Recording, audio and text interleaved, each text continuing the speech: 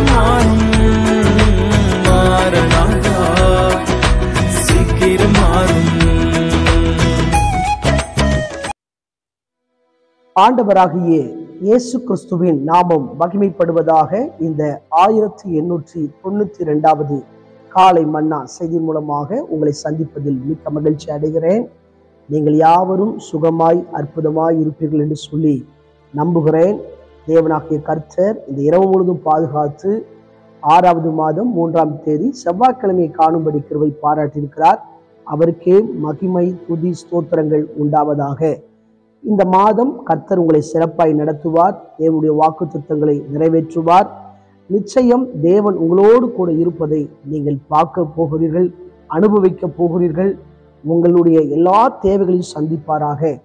இந்த நாளிலும் நாம் யாருக்காக எதற்காக ஜெபிக்க வேண்டும் என்று சொன்னால், நம்முடைய தேசத்திலே கர்த்தருடைய ஊழியத்தை செய்கிற எல்லா ஊழியக்காரங்களுக்காக, அவங்க குடும்பத்துக்காக, கர்த்தர் கொடுத்த ஊழியங்களுக்காக, அவங்களுடைய சுகத்துக்காக, பாதுகாப்புக்காக இந்த மாதத்துல ஒவ்வொரு ஊழியங்கள் மூலமாய் பல ஆயிரக்கணக்கான மக்கள் மனம் திரும்பி இயேசுவின் வருகைக்கு ஆயத்தப்படும்படியாக ஜெபிப்போம்.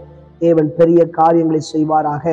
இந்த காலை மன்னா ஆதாரத்துக்காக எடுத்துக்கொண்ட வேத வசனம் ஏசாயா எழுதின தீர்க்க தரிசனத்தின் புஸ்தகம் 24ஆம் அதிகாரம் 4வது வசனம். தேசம் புலம்பி வாடும், பூமி சத்துவமற்று உலர்ந்து போகும், தேசத்து ஜனத்திலே உயர்ந்தவர்கள் தவிப்பார்கள். தேசத்து ஜனத்திலே உயர்ந்தவர்கள் தவிப்பார்கள். இந்த அதிகாரத்திலே நியாய தீர்ப்பை பற்றி சொல்லப்பட்டிருக்கிறது. தேசத்துக்கு விரோதமாய் தண்டனை தீர்ப்பு வரும் என்று சொல்லப்பட்டிருக்கிறது. நாம் செய்கிற ஒவ்வொரு காரியத்துக்குமே பலன் உண்டு, பதில் உண்டு என்பதை மறந்துவிடக்கூடாது. வேதம் சொல்லுகிறது, நிச்சயமாகவே முடிவு உண்டு என்று சொல்லப்பட்டிருக்கிறது. எல்லாவற்றுக்கும் முடிவு சமீபமாயிற்று என்று சொல்லப்பட்டிருக்கிறது. ஆண்டுடைய வருகைக்கும் சமீபமாயிற்று. இதோ நான் சீக்கிரமாய் வருகிறேன் என்று ஆண்டவர் சொல்லியிருக்கிறார். அவர் நிச்சயமாய் வரப்போகிறார். அவர் வரும்போது நியாயாதிபதியாக வரப்போகிறார். இந்த கிருபையின் காலத்திலே நாம் இன்னும் ஆயத்தப்பட வேண்டும். வேத வசனத்தில் நின்று பழக வேண்டும்.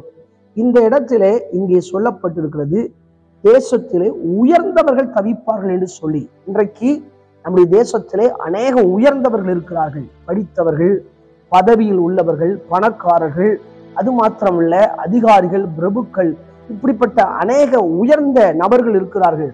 இங்கே சொல்லப்பட்டிருக்கிறது உயர்ந்தவர்கள் தவிப்பார்கள் என்று சொல்லி. எல்லா உயர்ந்தவர்களுக்கும் ஒரு தவிப்பு இருக்கிறது. ஒருவேளை என்ன நடக்குமோ, அடுத்த வினாடி என்ன நடக்குமோ, நம்ம குடும்பத்தில் என்ன நடக்குமோ சொல்லி தவித்து கொண்டிருக்கிறார்கள். யாருக்கெல்லாம் நியாய தீர்ப்பு வரும் என்று சொல்லி இதிலே பட்டியலிடப்பட்டிருக்கிறது. ஏசாயா 24ஆம் அதிகாரம் 2வது வசனத்துல, ஜனம், ஆசாரியன், வேலைக்காரன், எஜமானுக்கு, வேலைக்காரிக்கு, எஜமானிக்கு, கொண்டவனுக்கு, விற்றவனுக்கு, கடன் கொடுத்தவனுக்கு, கடன் வாங்கினவனுக்கு, வட்டி வாங்கினவனுக்கு, வட்டி கொடுத்தவனுக்கு, எல்லாருக்குமே சரியா நடக்கும் என்று சொல்லப்பட்டிருக்கிறது. எனவே நம்முடைய வாழ்க்கையில யாரு தப்ப முடியாது. நாம் ஆண்டவருக்கு பிரிய உள்ள வாழ்க்கை வாழ வேண்டும். அதே போல ஜனங்கள் என்ன செய்தார்கள் என்று சொல்லி இங்கே சொல்லப்பட்டிருக்கிறது. 5வது வசனத்துல, நியாய பிரமாணங்களை மீறி கட்டளையை மாறுபாடாக்கி நித்திய உடன்படிக்கையை முறித்தார்கள். இந்த 3 காரியத்தை செய்தபடியால் தேசத்திலே சாபம் வரும், தேசத்திலே தண்டனை வரும் என்று சொல்லப்பட்டிருக்கிறது. இதை பார்த்து கொண்டிருக்கிற அன்பான கர்த்தருடைய பிள்ளைகளே, நீங்களும் நானும் ஆண்டவர் கொடுத்த இந்த வேத வசனத்தின்படி வாழ வேண்டும். இந்த வேத வசனத்துக்கு துரோகம் செய்யக்கூடாது. தேவன் நம்மை எதற்காக ரட்சித்தாரோ அந்த ரட்சிப்பினுடைய நோக்கத்தை நிறைவேற்ற வேண்டும். இன்றைக்கு அநேக மக்களுடைய நிலைமை என்னன்னா, தேவன் என்னுடைய தேவைகளை சந்திக்க மாட்டாரா, தேவன் எனக்கு அற்புதம் செய்ய மாட்டாரா என்று சொல்லி நினைக்கிறார்கள்.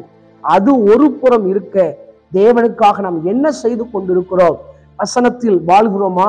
வசனத்தில் பயிற்சி பெறுகிறோமா? வசனத்துல நிற்கிறோமா? நம்மை சுற்றி 1000 அநியாயங்கள், நம்மை சுற்றி 1000 தீமைகள் நடக்கும்போது ஆண்டவருக்காக நிற்கிற ஒரு நபரை கர்த்தர் தேடுகிறார். அது நீங்களா இருக்கக்கூடாதா? எனவே இன்றைக்கு இந்த தெய்வீக சத்தியத்துக்கு அர்ப்பணிப்போம். நாம் ஆண்டவருக்கு பிரியமாய் வாழ்வோம். ஒருவேளை இந்த தேசத்திலே உயர்ந்தவர்களாய் இருக்கலாம். அவர்கள் இயேசுவை ஏற்றுக்கொள்ளாவிட்டால் அவர்கள் இயேசுவை ஏற்றுக்கொள்ள வேண்டும். இயேசுவை ஏற்றுக்கொள்ளாமல் வாழ்ந்து கொண்டிருப்பார்கள் என்று சொன்னார். சில தவிப்புகள் அவங்க உள்ளத்துல இருக்கும். அந்த தவிப்பு மாற வேண்டும் சொன்னால் இயேசுவிட வர வேண்டும். கண்களை மூடி ஜெபிப்போமா? எங்களை நேசிக்கிற நல்ல தகப்பனே, இந்த வேலைக்காய் ஜெபிக்கிறேன். தொடர்ந்து எங்க தேசத்துல அநேக உயர்ந்தவர்கள் தவிக்கிறார்கள். அவர்களுக்கு இயேசு வேண்டும் ஆண்டவரே. ஆண்டவரே, எல்லோருக்கும் ஆண்டவரே சரியாய் நடக்கும் என்று பார்க்கிறோமே. நாங்கள் இன்னும் உமக்குள்ள ஆயத்தமாகி ஒரு வேத வசனத்தின்படி வாழ உதவி செய்யுங்க. உங்க கிருபை எங்களை நடத்தட்டும். இயேசுவின் மூலம் ஜெபங்களும் ஜீவனுள்ள நல்ல பிதாவே, ஆமென். ஆண்டு சுத்தமானால் மீண்டும் நாளை காலை புதிய காலை நான் செய்தி வழியை சந்திக்கிறேன். அதுவரை தேவ கிருபை தாங்குவதாக. மாரநாதா, இயேசு வருகிறார். ஆயத்தமாவோம், அனைவரும் ஆயத்தப்படுத்துவோம். ஆமென். அல்லேலூயா. Praise the Lord.